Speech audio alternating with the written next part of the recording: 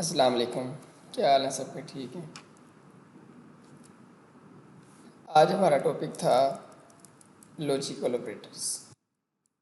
Last time हमने relational operators जो है वो डिस्कस कर लिए थे। तो लॉजिकल ऑपरेटर भी एक लॉन्ग क्वेश्चन ही के तौर पर आता है, यानी इसमें से एमसीक्यूज भी आ सकते हैं। और ये प्रोग्रामिंग के अंदर बहुत ज़्यादा यूज़ होने वाले हैं, क्योंकि ये लॉजिकल ऑपरेटर है। इसको लॉजिकल कहा इसी वजह से जाता है कि इसके अंदर माइनर से भी मिस्टेक हो सकती है। तो सारा लॉजिक समझ लें आपके प्रोग्राम का, अगर तो आपने लॉजिकल ऑपरेटर यूज़ किया हुआ है तो उसी के ऊपर होता है। अगर आपका लॉजिक ही गलत हो गया तो फिर आप प्रोग्राम के अंदर जो गलती आएगी वो ढूंढने में मसला आता है। तो क्वेश्चन है जी, what are logical operators? Discuss different logical operators available in C language.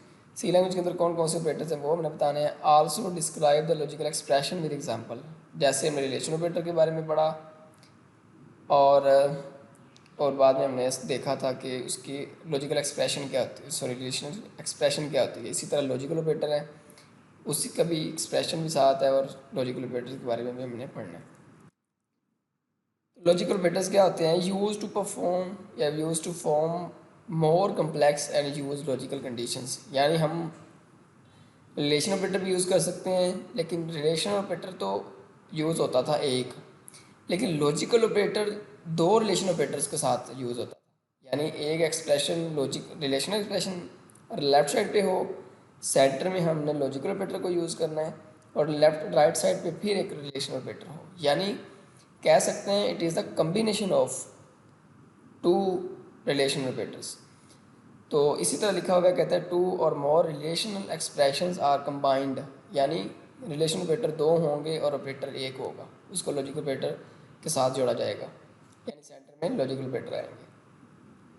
कौन कौन से? जी नंबर 1 है एंड ऑपरेटर। इसको एम्बरसेंड के साइन से जाहिर किया जाएगा, ठीक है, denoted by double ampersand sign, use to combine two relation expressions. इसको भी टू रिलेशन एक्सप्रेशन को ही कंबाइन करने के लिए जो है वो लिखा जाता है, यूज़ किया जाता है। नंबर 3 है returns true.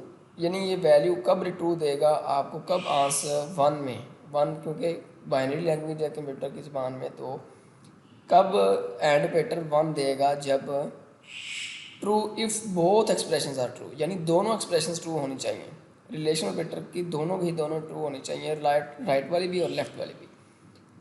And return false, और कब फॉल्स देगा? If any one of expression is false, अगर दोनों में से एक भी फॉल्स हो चुकी। तो इसको भी हम देख लेते हैं, डिस्कस कर देते हैं डेफ सी प्लस प्लस में जाकर। तो मैं पिछले वाला ही कोई प्रोग्राम उठा लेता हूँ ताकि टाइम बच जाए। कोई भी उठा लेते हैं, कोड बाद में लिख लें। इंट ए की वैल्यू 5, बी की वैल्यू 11, सी की वैल्यू 12, ठीक है। एक और वेरिएबल ले सकते हैं, कोई जितने मर्जी ले लें, आपकी मर्जी है। तो यहाँ पर हम प्रिंट एफ करवा देते हैं।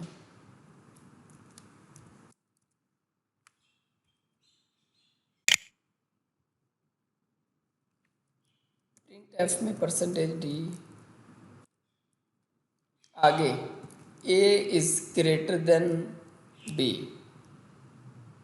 तो आप ज़रा इसको हिसाब लगाएं, हाँ, कि ए बड़ा है बी से। ए की वैल्यू 5 है, बी की वैल्यू 11 है, तो ए बड़ा है बी से।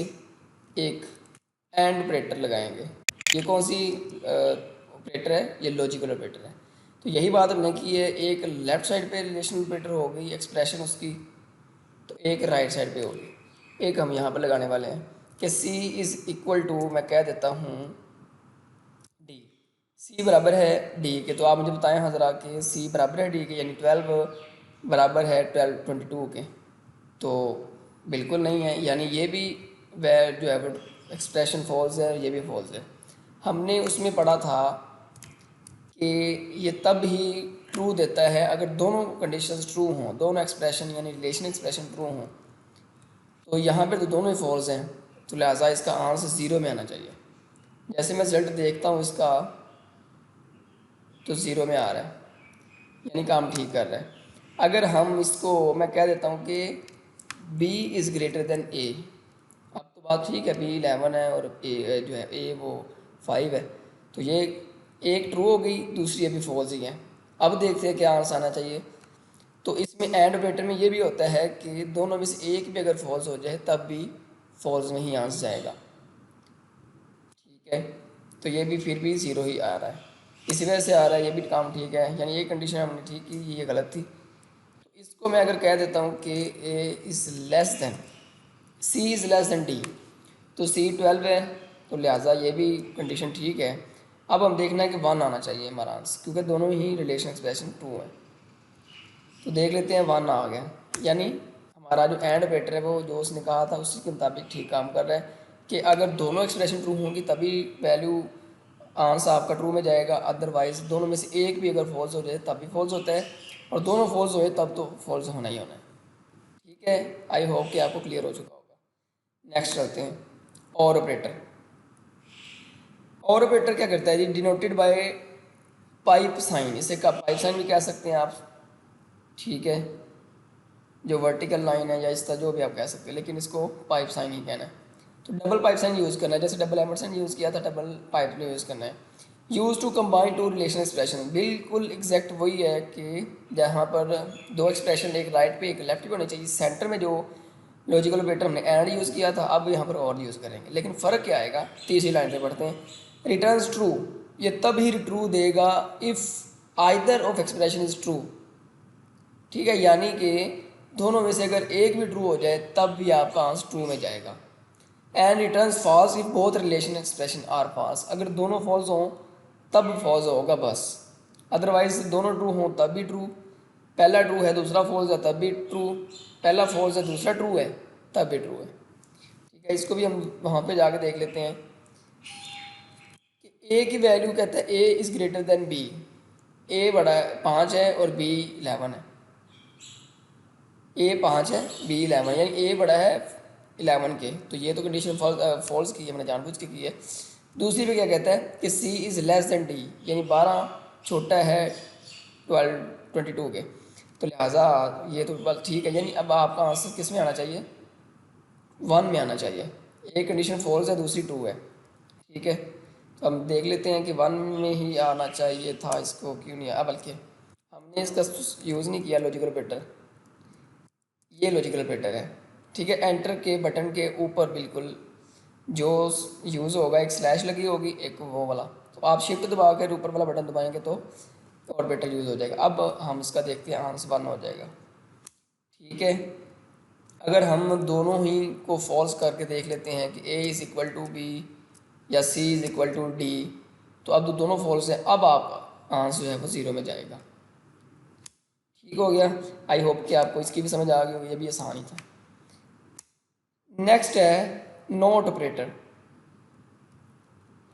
नोट ऑपरेटर कहते हैं कि इट इज़ नोटेड बाय, ये जो हम एक्सक्लेमेशन मार्क जिसे कहते हैं, इस जुमला इस्तिफहामिया जो यूज़ होता है, एक्सक्लेमेशन मार्क हम यूज़ करते हैं, तब इसी को हम नोट ऑपरेटर के तौर पर यूज़ करते हैं, यानी ये सिंगल ही है। Use to reverse the result of the relation expression और कंडीशन, यानी किसी भी कंडीशन को हो या रिलेशन एक्सप्रेशन हो उसको उल्ट कर देगा, रिवर्स कर देगा, बैक साइड पे घुमा देगा, यानी क्या मतलब कि अगर ट्रू है तो वो फॉल्स कर देगा, अगर फॉल्स है तो ट्रू कर देगा। यही तीसरी लाइन में लिखा हुआ है, returns true if condition is false, अगर यानी फॉल्स है तो उसको ट्रू कर देगा। Returns false if condition is true, अगर कंडीशन जो है वो फॉल्स है उसको ट्रू कर देगा। तो हम इसको भी देख लेते हैं। इसके लिए चूँकि इसको एक और बात याद आ गई कि ऊपर वाले जो हमने एंड ऑपरेटर और ऑपरेटर पढ़ा है, ये जो है ना बाइनरी ऑपरेटर है, ठीक है, इसमें ज़्यादा ऑपरेंड्स आते होते थे, और लेकिन ये जो है ना ये यूनिटी ऑपरेटर है, यूनिटी ऑपरेटर है। फिर मैं आपको बता रहा हूँ ये यूनिटी ऑपरेटर है, नॉट ऑपरेटर क्यों, क्योंकि इसके अंदर ही जो है वो एक ही वेरिएबल यूज़ किया जा सकता है, ठीक है, यानी एक एक्सप्रेशन भी यूज़ की जा सकती है। अगर मैं यहाँ पर ऐसे लिख देता हूँ कि A is greater than B, अब आप बताएं हाँ ज़रा कि ए 5 है और बी 11 है, ए बड़ा है बी के, ये क्या है, फॉल्स है कि ट्रू है? तो यकीनन ये फॉल्स है। तो यहाँ पर इसके बाहर वाली साइड से ही मैं नॉट ऑपरेटर लगा रहा हूँ, यानी अंदर वाली वैल्यू जो एक्सप्रेशन है वो फॉल्स है, ए बड़ा नहीं है बी के, तो ये फॉल्स है। अब जब जैसे ही ब्रैकेट ख़त्म होगी तो फिर बाहर इसको नॉट ऑपरेटर नज़र आएगा, तो अब ट्रू को क्या कर, फॉल्स को क्या कर देगा, ट्रू कर देगा। यानी अब आपका आंसर किस में आना चाहिए, अगर ट्रू है तो फिर 1 में आना चाहिए। तो आंसर आपका ठीक है, 1 में ही आया है। यानी ये नॉट ऑपरेटर का काम यही है कि इसने उल्ट कर देना। अगर मैं यहाँ पे कह देता हूँ कि A is less than B, यानी 5 छोटा है 11 के, तो बात तो ठीक ही है। अब इसको चूँकि बाहर जब जाएगा तो नॉट ऑपरेटर लगा हुआ है तो इसको वो फॉल्स कर देगा। ठीक है, अब देखेंगे आंसर आपका 0 में आएगा। आई होप कि इसकी आपको समझ आ गई होगी, ये भी आसान था। नेक्स्ट, लॉजिकल एक्सप्रेशन क्या होती है? एक्सप्रेशन वही पिछले वाली बात के जिसमें ऑपरेंड्स भी यूज़ हो रहे हैं और ऑपरेटर्स भी यूज़ हो रहे हैं, उसे ऑपरेंड्स कहते हैं, एक्सप्रेशन कहते हैं। तो अगर उस एक्सप्रेशन के अंदर जो है वो रिलेशनल ऑपरेटर यूज़ किए गए हैं तो वो रिलेशनल एक्सप्रेशन बन जाती है। अगर उसके अंदर अर्थमेटिक ऑपरेटर यूज़ किए हुए हैं, प्लस माइनस डिवाइड मल्टीप्लाई, तो वो अर्थमेटिक एक्सप्रेशन बन जाएगी। सेम इज इट इज़ है कि लॉजिकल एक्सप्रेशन भी वही एक्सप्रेशन होगी, a combination of relational expression और simple operands join together by logical operators. यानी जो एक्सप्रेशन जिसके अंदर ऑपरेंड्स तो होंगे वो जनाब कंबाइन किए गए हों लॉजिकल ऑपरेटर के साथ, ठीक है, उनको ज्वाइन किया गया हो लॉजिकल ऑपरेटर के साथ, तो फिर वो लॉजिकल एक्सप्रेशन बन जाती है। जिसके अंदर लॉजिकल ऑपरेटर यूज़ किए जाएंगे हों वो लॉजिकल एक्सप्रेशन बन जाती है। कंपाउंड एक्सप्रेशन रिटर्न्स ट्रू, यानी 0 1 की शक्ल में ट्रू आंसर आता है, ये तो हमें पता है, और फॉल्स 0 में आता है। सपोज ए की वैल्यू अगर जो है वो 10 आ जाए, बी की वैल्यू 5 हो एंड सी की वैल्यू 10 हो, देन जो है वो एक्सप्रेशन उन्होंने दी है वो हम देख लेते हैं। इस टेबल को देख लेते हैं। A is greater than B, यानी ए की वैल्यू 10 है, बी की वैल्यू 5 है, और दरमियान में लगा हुआ है एंड ऑपरेटर। फिर कहते हैं ए इज़ ग्रेटर देन सी, ए बड़ा है सी से, तो ये कंडीशन फॉल्स है, पहले वाली ट्रू है। ठीक है, अब पहले वाली ट्रू है, दूसरी वाली फॉल्स है, तो दरमियान में लॉजिकल ऑपरेटर एंड लगा हुआ है। तो हमने पीछे प्रैक्टिस की है उसकी कि दोनों में से एक भी अगर ट्रू हो जाए तो लॉजिकल एक्सप्रेशन ऑपरेटर और एंड ऑपरेटर में क्या रिजल्ट आएगा आपका, फॉल्स जाएगा। क्यों? क्योंकि दोनों में से एक भी अगर ट्रू है दूसरी फॉल्स है तो लिहाजा फॉल्स में जाएगा। इसके लिए लाजिम है कि दोनों का होना ट्रू ज़रूरी है। नंबर 2 एक्सप्रेशन पे क्या कहता है कि A is greater than B, A बड़ा है बी, यानी 10 जो है वो इज़ ग्रेटर देन 5, तो ये तो बात ठीक है। और operator B assignment operator C, तो ये तो वैसे ही जो है वो मिस्टेक है, तो लिहाजा और ऑपरेटर का पहला ठीक हो रहा है, लिहाजा ये ट्रू में चला जाएगा। दूसरी चीज़ थर्ड पे है, नॉट ऑपरेटर का यूज़ किया हुआ है, A is greater than B, यानी ए बड़ा है बी के, तो ए 10 है बी 5 है, तो ए तो वाकई बड़ा है बी है, तो लेकिन ट्रू है, जैसे ही ब्रैकेट ख़त्म होगी तो नॉट ऑपरेटर की वजह से वो फॉल्स उसको कर देगा। ठीक है, आई होप कि ये बिल्कुल आसान है, इसको समझ आ गई होगी आपकी। ये नीचे दिया गया है इंटीजर वेरिएबल्स, टोटल है, मैथ है, इंग्लिश एंड कंप्यूटर। ठीक है, total is greater than equal to 700 and operator computer is greater than 90। ठीक है, टोटल इज़ ग्रेटर देन 600 और operator English is greater than 70। यानी ये आपको प्रैक्टिस के लिए करवाए गए हैं कि आप इस तरह भी कोई जो है वो हार्ड फॉर्म में वैल्यू लिख सकते हैं। हार्ड फॉर्म वो होता है जो हम नंबर खुद एंटर कर रहे होते हैं। यहाँ पर तो वेरिएबल्स यूज़ हो गए ना, वेरिएबल्स की वैल्यू यहाँ पर दी हुई है, प्रोग्राम में मैसेज करते आ रहे हैं। लेकिन अगर आप इस तरह की वैल्यू भी दे देते हैं खुद तो तब भी आपका काम ठीक चलेगा। तो ठीक है, नेक्स्ट हम मिलते हैं नई वीडियोज़ के साथ, तब तक के लिए अल्लाह हाफिज़। और पिछले वाला जो आप साथ साथ याद करते जाए ताकि चीज़ों को क्लियर होते जाए। ओके, अल्लाह हाफिज़।